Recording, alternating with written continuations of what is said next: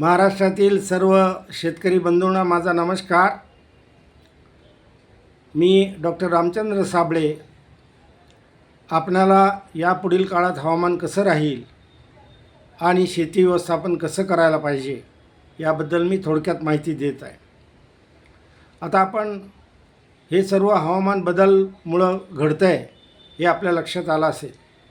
13 मेपासून जो पाऊस महाराष्ट्रामध्ये सुरू आहे तो दररोजच चालू आहे आणि यापुढं पावसाचं प्रमाण काही प्रमाणात का होईना वाढणार आहे अशी सद्यस्थिती हवामानाची आहे।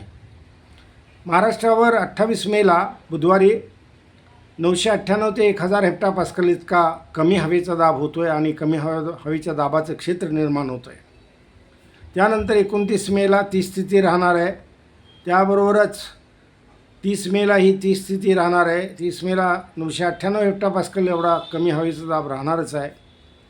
31 मेला 1000 हेक्टोपास्कल इतका कमी हवेचा दाब राहणार आहे। त्यामुळं 28 मे ते 31 मे या सर्व कालावधीत पावसाचं प्रमाण वाढणं शक्य आहे आणि त्यामुळं पाऊस उघडण्याची जी क्रिया आहे ती 1 जूनला 1002 हेक्टोपास्कल हवेचा दाब वाढेल तेव्हा पावसाचं प्रमाण कमी होईल। 2 जूनलाही तितकाच हवेचा दाब राहील आणि 3 जूनला 1004 हेक्टोपास्कल हवेचा दाब होताच पावसाचं प्रमाण बऱ्यापैकी कमी झालेलं असेल आणि मग त्यानंतर आपल्याला काही दिवस थांबावं लागेल।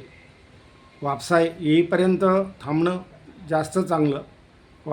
दांड वापशामध्येच आपण जमिनीची मशागत आणि पेरणी ही दांड वापशामध्ये थोडं करणं गरजेचं राहील जूनच्या पहिल्या आठवड्यामध्ये आणि तो योग्य वेळ असेल पेरणीच्या दृष्टीनं।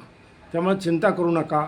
आपण ही परिस्थिती येणार आहे त्या काळामध्ये जेव्हा पावसाचं प्रमाण वाढेल बुधवार ते शनिवार या कालावधीत तेव्हा शेतातलं पाणी काढून देणं आणि शहरी भागामध्ये देखील त्या पाण्याचा निचरा कसा होईल हे पाहणं ही मुख्य काम या पुढच्या 4-5 दिवसात राहण्याची शक्यता आहे आणि म्हणूनच हा अंदाज आणि त्याबरोबरच शेती व्यवस्थापन आणि इतर व्यवस्थापन आपण कसं करावं याबद्दल मला माहिती देण्याची जरुरी वाटली।